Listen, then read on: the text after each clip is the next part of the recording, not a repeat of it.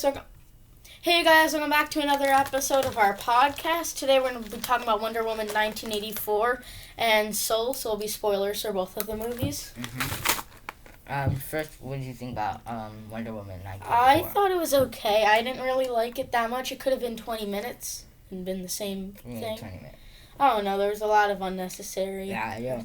But, I mean, I think Cheetah as a character could not be in the movie. Yeah, I agree with that. I said that in my movie. I said it when I reviewed the movie. Yeah, that whole plot could because I think they kind of rushed it at the end. Yeah, when she all of a sudden it was like a full-on cheetah. Mm-hmm.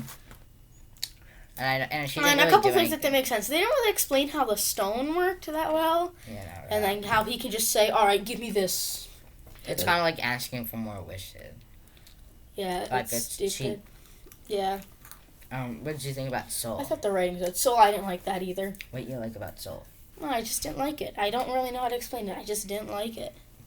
Like, did you like the characters? I didn't like the characters. What was wrong with the characters? I just didn't like them. The main character was fine. Joe was fine. I didn't like 22. I like 22 because I think she just wanted to she wanted to explore life and stuff. And I think it was cool to kind of see with Soul kind of how you can find different purposes and the smallest things, and this idea that maybe Joe's whole life he was looking for something. He thought his purpose was music, but saying that maybe your purpose is not just black and white, but maybe you have multiple sparks or multiple purposes. And I think that's what I enjoyed about 22 is you see her in life that day that she was in Joe's body for. You see her just going through all these different experiences and not just focus on music, focus on Dash's life and focus on different people's life and kind of how that can work out. But I guess you didn't like it. Also, how would that fit into the Pixar theory? When would that take place? Just present. You don't know what the Pixar theory is? That all Pixar movies take place in the same universe. Modern day. Well, I mean, it would be around let me show you. We're going to pull this up on my computer quickly. It could have modern day? I mean, not really modern day, but not 2019? I guess around then. How do you explain Onwards in the same universe? I don't know. You can watch the theory. There's videos. Well, do you think that maybe if Onward fits in theory, it fits in the theory because maybe they're suggesting that humans evolved from elves? Where's the Pixar theory? There should be a timeline. Here it is. This is the timeline and how it happens. Anyway, I pulled it up on my computer. So when was that picture created? Probably not recently. I would think that Cars happens right before WALL-E. No, WALL-E happens after Cars. No, I'm saying Cars happens right before WALL-E. Yeah, it does. Look right because here. humans are extinct and cars have their mind of their own. Well, humans are... Oh, yeah, they left Earth, so that would make sense. Everything else fits in. Bug's Life can fit in. Monsters... Wait, Bug's Life is after WALL-E? I mean, was there even humans in there? I don't think there's... iPad, Lucas? We were filming our podcast. Just take the iPad. So I think it can, yeah, I guess maybe Bugs Life doesn't necessarily need humans. It could take place in anyone's backyard where not a lot of humans. I guess I don't know. Maybe. Well, they go to different places and stuff. I don't really remember that movie that well. Well, I guess Monsters Inc. Actually, yeah, Monsters Inc. could take place after where monsters rule the world. Yeah. Yeah. Well, we know that takes place in the 50s. Everything like I think the Toy Story films take place the year they were released, I'd say. Well, so it says Toy Story 1 was 1997 to 1998. Toy Story 2 was 1999, and Toy Story 3 was 2010. Yeah, that's when it was released. That is? Mm-hmm. Alright, then that makes sense. Let's see. Up is probably the last stage of human civilization on Earth before WALL-E. Yep, and then there's a 80-year gap. And then in WALL-E they go back to Earth, and that's probably where monsters scare them. Yeah, that would make sense. And also, it could be that Soul would be in between Cars and Up. Why do you say that?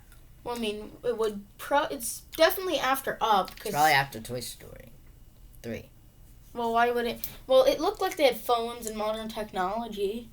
Actually, yeah. So I think it would take place in 2000, like around 2019 when it came, when it was made. Yeah.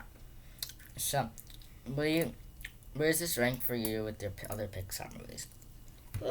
Pretty low.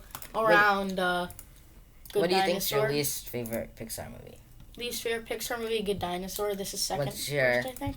Toy Story 2. I mean, Cars 3 and 2 are bad, but was Toy Story 2 When did good? you see Cars I don't 3? remember. Is Toy Story good or bad? I don't remember. Toy Story? 2. So the good Toy one? Story is good. They're all good. All 4 of them are good. Alright. I forgot. Oh yeah, where does Toy Story 4 fit in? Toy Story 4 is a... No, fit in with the timeline. In the timeline, Toy Story 4, I guess, would take place in... Wait, let's go back to that. Probably the same time as probably before Up. Wait, let me open this again. Probably before Up. So, which movie did you say? Toy Toy Story 4, probably before... so it did, I can't imagine he's... I think it could be like a one-ish year after Toy Story 3. Bob, So maybe like 2011. He didn't really age. It could be around the similar time as Up, because Up takes place in 2011 to 2016. Technically, it takes place from 1950. Well, yeah, but it doesn't matter. So they're alive during The Incredibles, same time as The Incredibles. Yeah. So, what's your favorite Pixar movie? My favorite Pixar movie is Incredibles, either 1 or 2. I think 2. My favorite is is Toy Story 3. Mine's Incredibles 2. It might be Lightyear when that comes out. I used to be scared of Toy Story 3. I used to be scared of the part where... They go into the lava? No, where they go into the fire Lotso's backstory. Toy Story 3 is scary. Now let's go see the moment where humans lose the war against machines. There's this thing here that says we know that Toy Story 3 and Up take place in the same time because there's postcards signed by Carl and Ellie and Andrew. Does that mean Carl is That's so crazy because this takes place... I guess that's right. Well, maybe they were friends. Here's a full picture of the full thing. I guess. I'm sure there's a lot of videos about it. Yeah. So we can watch go watch that if you want. Which is the best... What's your favorite animated movie of all time? My favorite animated movie of all time... Would you say it's like Lion King or something? Yeah, probably Lion King 1.5. Really? That was a joke. Lion King 1. I feel like Lion King 1.5 is probably one of the better Disney sequels. Yeah. Because Disney is notorious for straight-to-DVD sequels. They're awful. All of them are bad. Not really, what's its face? Lion King 1.5. Lion King 1.5 is okay. A lot of people don't like it because... Digga tongue. People don't like how because of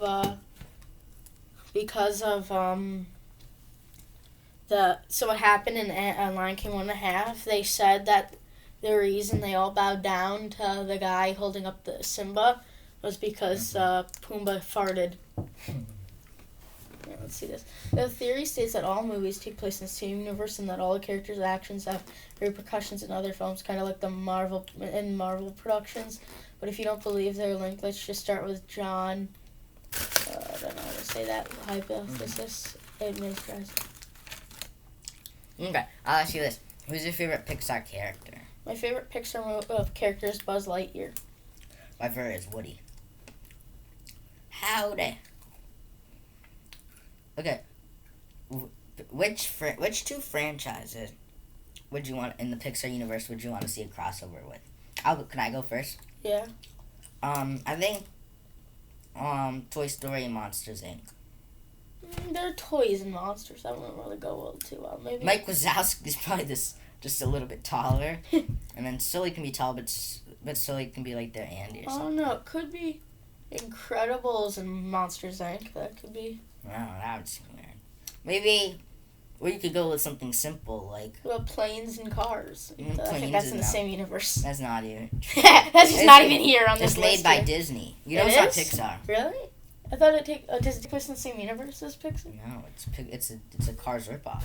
Wait, is Planes and Cars in the same universe? It doesn't really matter since they're totally separate. Planes is not affiliated with Pixar. Planes is a cheap knockoff attempted by Disney. And Disney alone. Okay. Wait, look. Planes was horrible, but Planes 2 is even worse. I never saw Planes. Yes, you did. You saw Planes 2. I did. Wait, is there a Planes 2? I thought there was... How did Disney do this? Look at them. It's literally like the same. Planes 2. Planes was actually probably better than Cars 1, 2, and 3. It's literally like the same movie, though. I guess you're... No, well... And look at the characters. They look the same. Actually, it is very similar. And, like, the characters look the same, too. Wait, Google Planes 2, the movie. Is that a thing? Do they do a sequel to this? Planes 2 exist. Yeah, I think they do. Planes 2 Fire and Rescue. Actually, I did see this. I don't remember it, though, because my brain doesn't want to.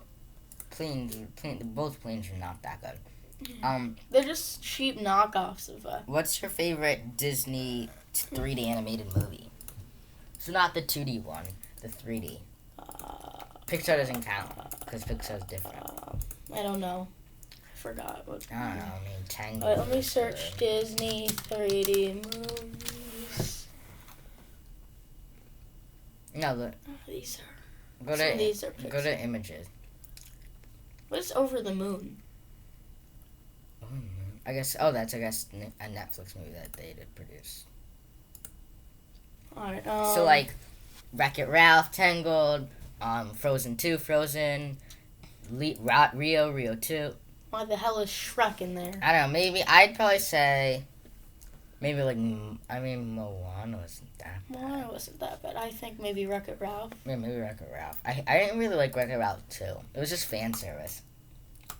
Would you say that? Okay. I liked it.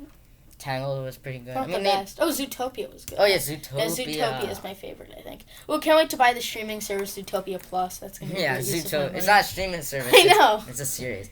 It's funny. It's such a bad name.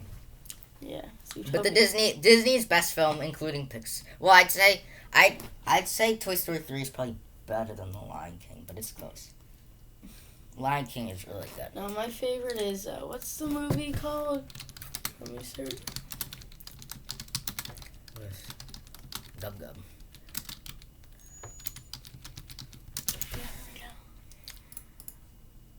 Alright, it's Strunsky and the Mysterious House. Okay, so Google that. So, I don't know if it's real. So, there's this company called Hope Animations. And if we go down to the they have this thing called the Gub Gub Gab Lab, and it's like a meme. It's from a movie? It's from a movie. And Google the movie. And if you go to the trailer... Wait, I'm opening up the trailer for this. Are you sure it's a Disney movie? Look. It's not a Disney when movie. it comes up, where is it? Look at this. Walt Disney musicals. I don't know. It's fake. No, it's not. It's a real movie that this company makes, but I don't know if it's like Disney and they're just lying about it. I think they're lying about it being Disney. Yeah, I do believe that too. What would you say that Wonder Woman 1984 ranks with other DCEU movies? Yeah, it's one of the worst. Most of them are bad. Not all. Here's my ranking of the DCEU movies. Number 1 is Man of Steel. Man of Steel is probably the best one. I like Shazam. That's my favorite. Man of Steel. Then I'd say... I don't know. I kind of like Batman vs. Superman. That's just... Because I think... Alright, you don't need to explain it. You've explained this to me before. You know what I like? Batman vs. Superman, the Ultimate Edition. Because that gives explanation a lot more. So I'll say Batman vs. Superman is probably number 2. Wonder Woman's probably number... Or maybe... No, Man of Steel, Wonder Woman, Batman vs. Superman, Shazam, Aquaman, Wonder Woman 1984, Suicide Squad... No, Justice League, Suicide Squad... No, sorry, Birds of Prey, Justice League, and then Suicide Squad. How do you think the Flash movie is going to be? I think it'll be good. I think it will be good. You know what the shame is? Oh, wait, how do you think the Snyder Cut's going to be? Is it going to be a disappointment, or is it going to be good? It's going to be a disappointment to people who think it's going to be totally different. That's what I'll say. Because when you think about it, other than maybe different visuals, they're going to be disappointed. Like, Lucas. No, there's like an extra hour of stuff. Lucas, you probably would not like the Snyder Cut.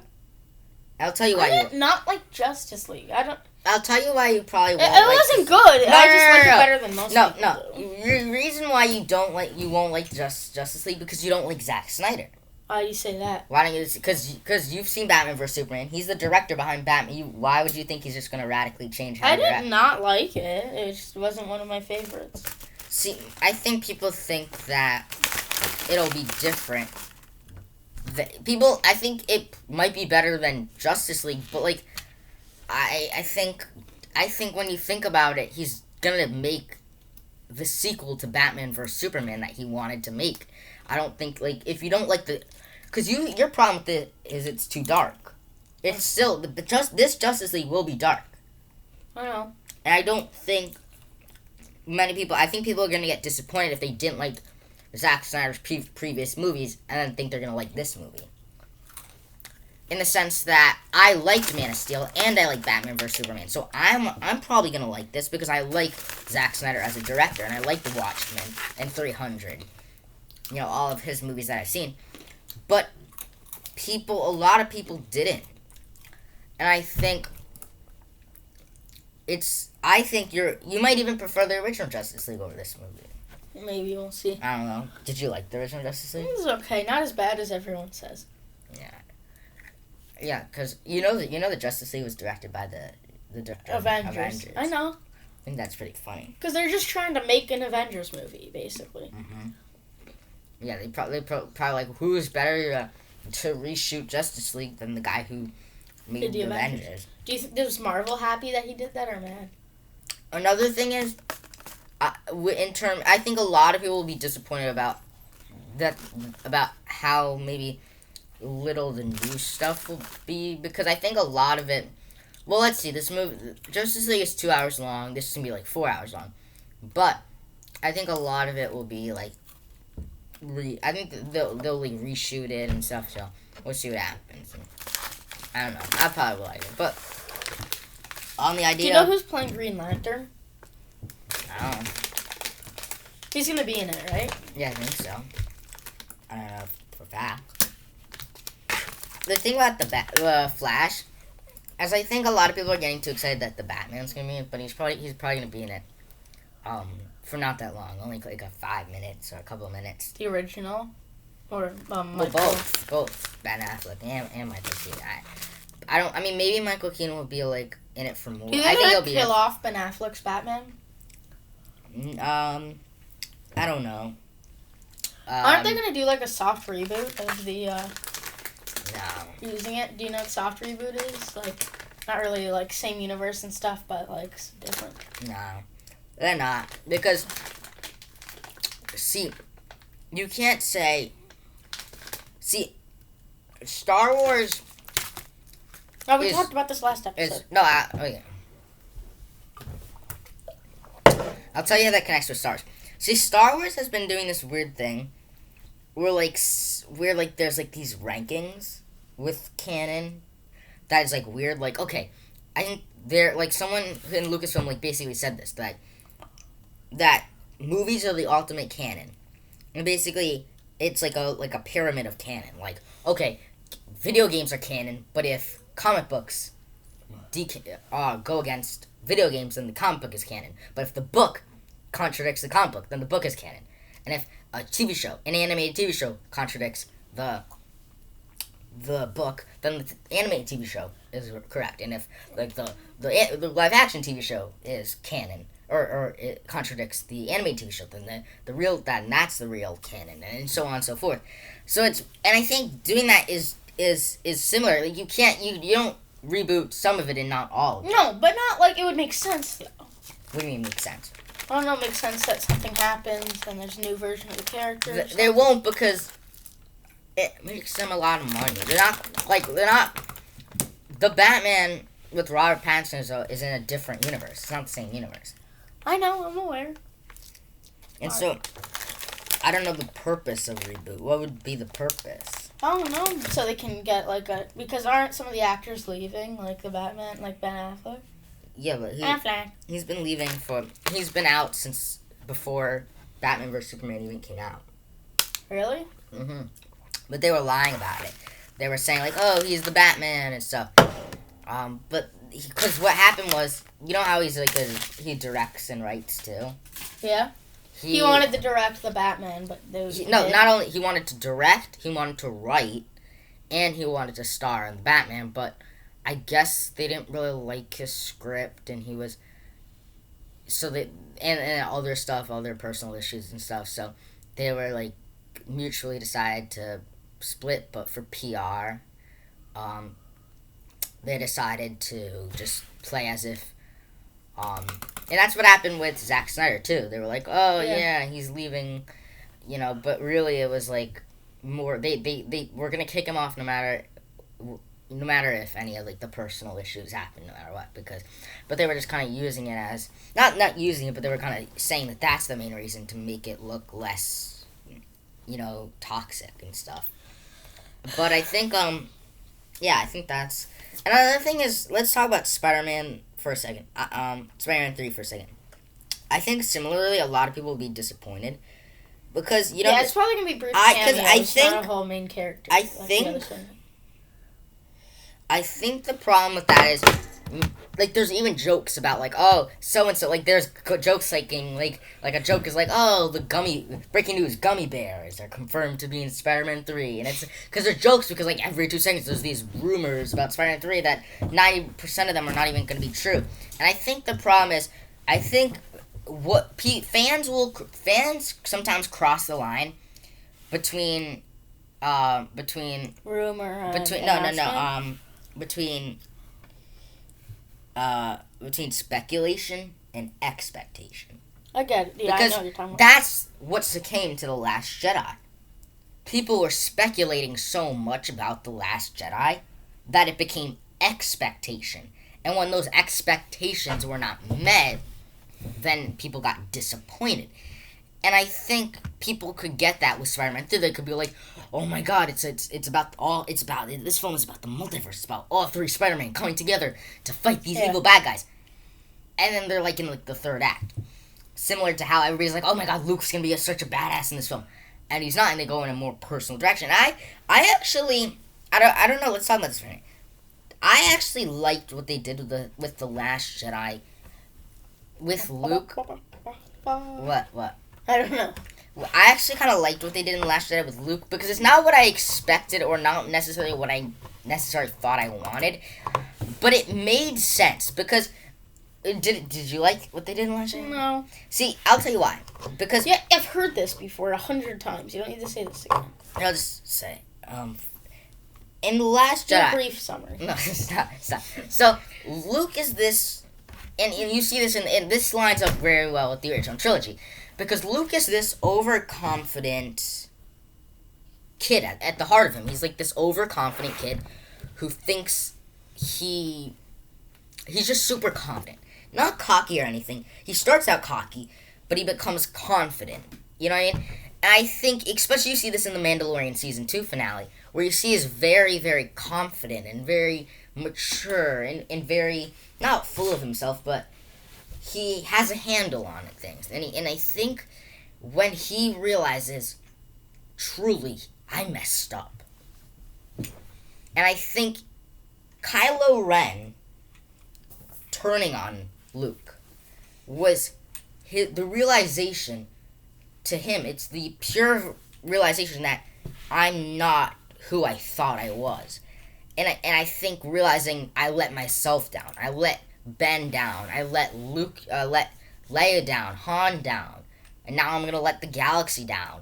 And I think it lines up with Luke because Luke is an arrogant kid, and what kid wouldn't do that? What kid would just be like? I just think Luke is not a black and white hero. Luke is not a hero that would just. He's not like a goody two-shoes, I'm gonna save the galaxy. Remember, at the beginning of A New Hope, he was reluctant to even go to Alderaan with Obi-Wan.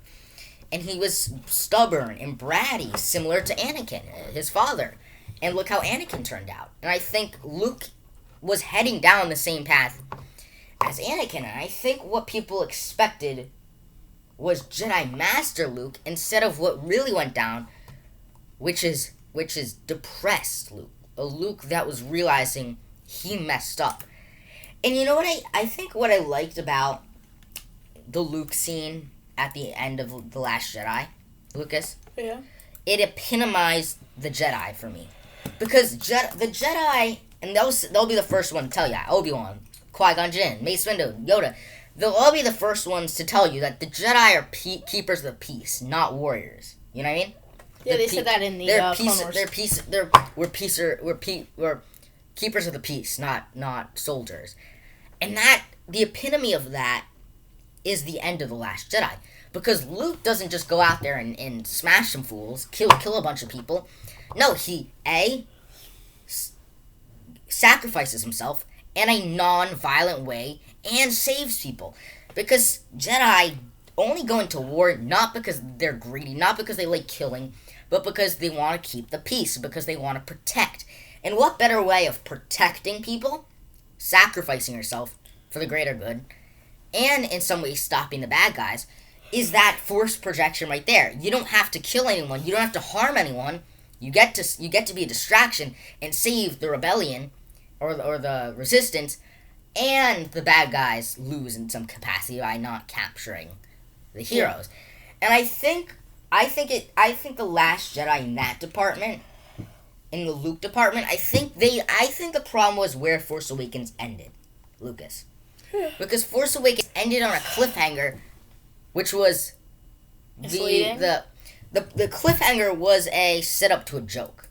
Yeah, it was a setup to a joke, which makes no sense. I think the cliffhanger should have just been Leia or Luke, Rey taking the Falcon, just going with the Falcon. I don't even think, in hindsight, I don't think Luke should have been in the Last Jedi. But I knew they were probably like, that's kind of cheap. The Force Awakens.